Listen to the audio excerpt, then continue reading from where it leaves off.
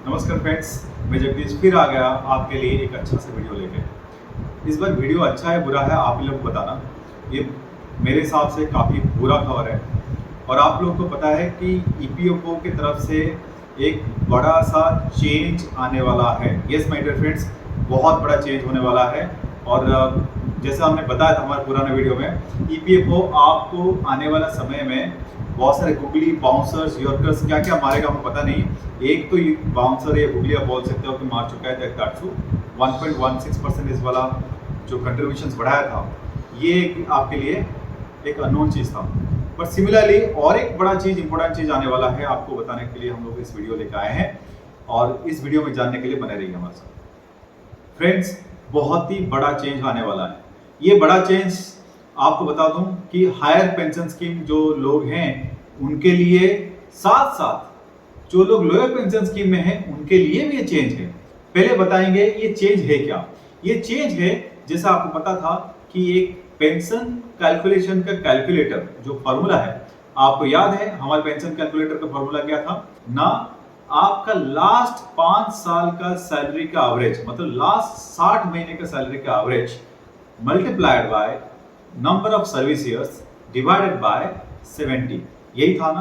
तो इसका मतलब ये था कि लास्ट 5 साल में आपका जो भी सैलरी था, 60 महीने सैलरी था, मान लीजिए कि आपका एवरेज 1 लाख रुपए था और आपका नंबर ऑफ सर्विसेज मान लीजिए 35 साल था और डिवाइडेड बाय 70, मतलब कि अगर करते थे तो आपका सैलरी का लगभग आधा, मतलब मान लीजिए लास्ट अगर आप सैलरी रिटायरमेंट के टाइम में 1 लाख रुपए उठाते थे महीने का, तो आपका उसका आधा 35 साल का अगर सर्विस पीरियड हो चुका था तो आप उसका आधा मतलब कितना 50,000 रुपए आपको पेंशन बनता था हायर पेंशन स्कीम के हिसाब से।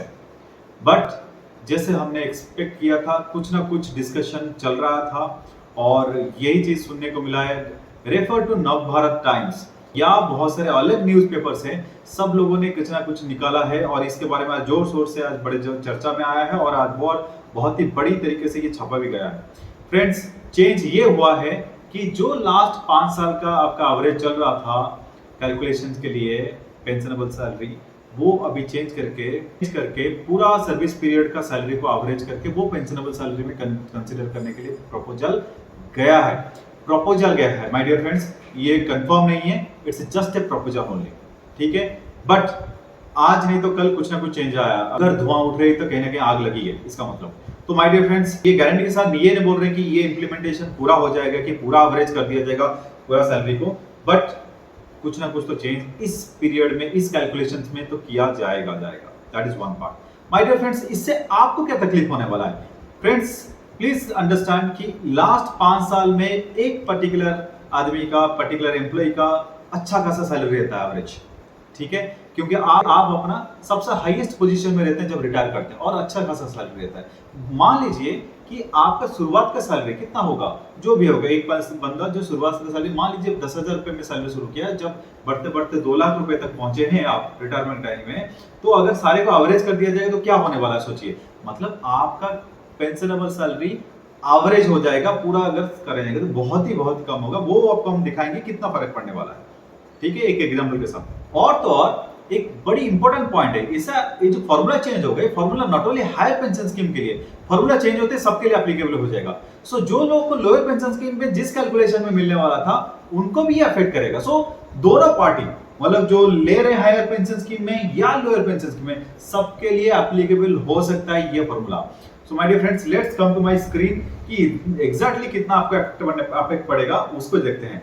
एग्जांपल हम एक्सेल शीट में देखते हैं कि एक्सेल शीट में हमने पिछले बार भी एग्जांपल दिया था, इसी को हम दोहराते हैं कि एक इंसान मिस्टर राम 2040 में अगर वो रिटायर हो रहे हैं और उनका लास्ट 5 साल का सैलरी अगर एवरेज देखेंगे, एक्चुअल सैलरी एवरेज देखेंगे, तो हमने बताया था कि 1,91,000 का एवरेज सैलरी है।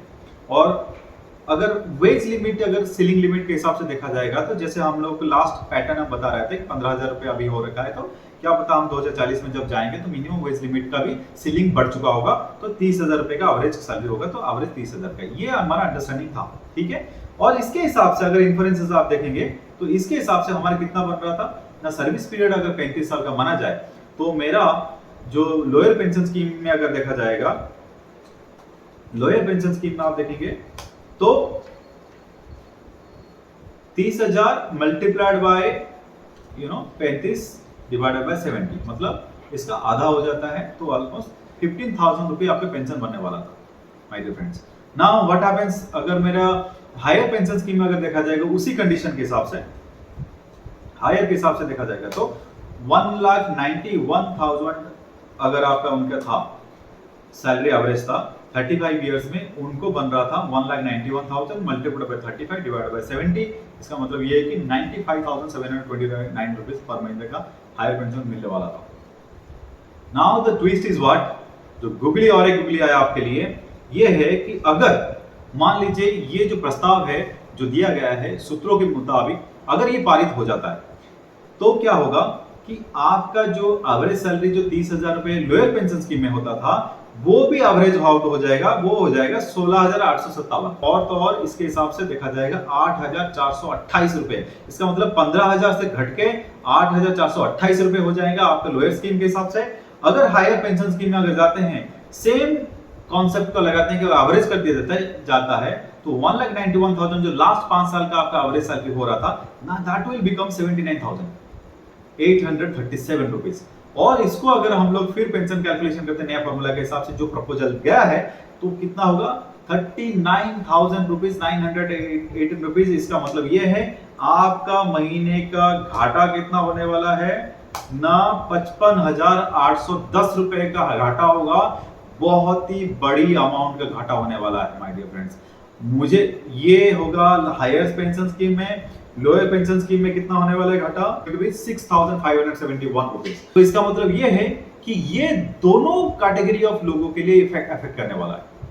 मेरे हिसाब से कोई इसके लिए बैठेंगे नहीं चुपचाप। दिस इज कंप्लीटली अनफेयर मेरे फ्रेंड्स। मेरे हिसाब से जो लोग व्यूअर्स देख रहे हैं अगर ये होने वाला है तो इस बहुत ही गलत होने वाला है। हम ये नहीं बोल रहे हैं कि ये हो जाएगा, बट जो सूत्रों के मुताबिक ये खबर आई है तो कहीं ना कहीं कुछ ना कुछ डिस्कशन चल रहा है। आज नहीं तो कल गवर्नमेंट ये भी कर सकता है कि नहीं, चलो एवरेज पूरा साल का नहीं तो लास्ट 5 साल के बदले में जो एवरेज था वो 10 साल कर सकते हैं या 15 साल कर सकते हैं, हमें पता नहीं। कुछ ना कुछ तो चेंज डेफिनेटली ये कैलकुलेशन में होने वाला है।